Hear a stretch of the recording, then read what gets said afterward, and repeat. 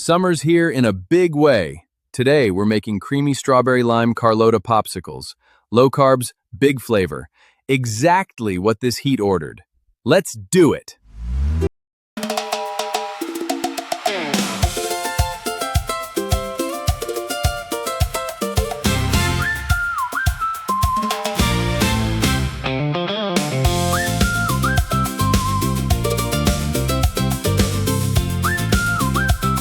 We'll begin with our homemade condensed milk.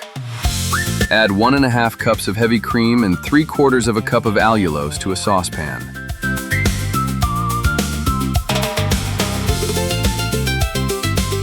Whisk them together and bring the mixture to a very gentle simmer.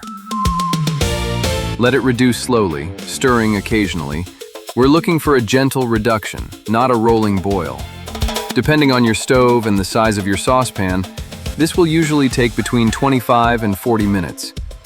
Once it is reduced to 1 cup, remove it from the heat and stir in ½ teaspoon of vanilla extract. Then let it cool completely. Regular condensed milk? Yeah, way too many carbs. So we had to make our own. Now, on to the strawberries. Add 1½ cups, or approximately 225 grams, of hulled and sliced strawberries directly to a saucepan. We are using frozen strawberry slices, but you can most definitely use fresh strawberries too. Cook them over medium-low heat until they become soft and juicy. Once the strawberries have softened, mash them in the pan until they're as smooth as practical. Continue simmering until the strawberries have reduced to ½ cup. Reducing the strawberries concentrates their flavor and removes some of the water that could make the finished popsicles icy. Once you have ½ cup, let the reduction cool completely. Whoa, Zoe, hold it! Those need to cool before they go in. Heat plus lime can make the dairy grainy, and a warm base freezes more slowly, which means more ice crystals. Cool first, creamy later. Now that our condensed milk and strawberry reduction are completely cool, we can make the popsicle base. Add 8 ounces of softened full-fat cream cheese. Add 1 cup of our homemade keto condensed milk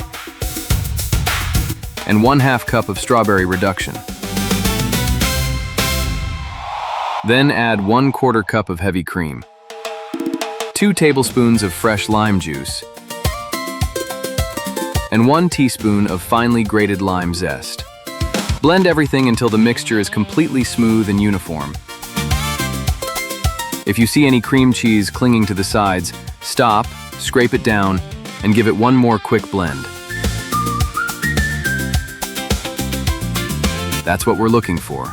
Silky, pourable, and completely combined. Now we're ready to fill the molds.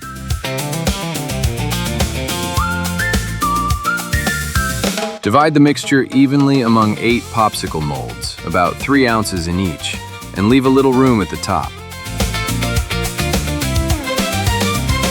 Then insert the sticks, keeping them as centered as straight as possible.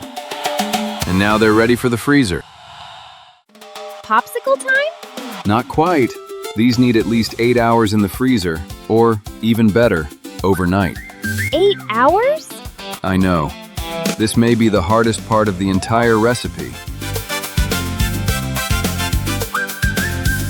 After at least 8 hours, or overnight, our popsicles should be completely frozen. To release them, run the outside of the molds briefly under lukewarm water. We only want to loosen the edges, not melt the popsicles. Then pull each popsicle straight up using slow, steady pressure. If one doesn't release, don't force it. Give the mold a few more seconds under the water and try again.